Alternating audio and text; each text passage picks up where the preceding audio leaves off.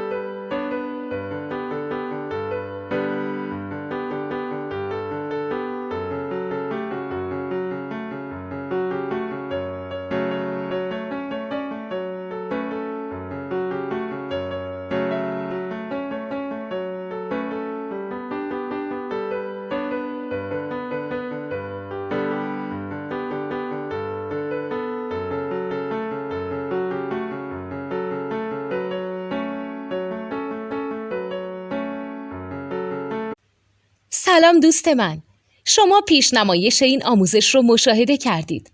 برای دیدن آموزش به صورت کامل میتونید به وبسایت نوت2 که مرجع آموزش موسیقی هست مراجعه کنید.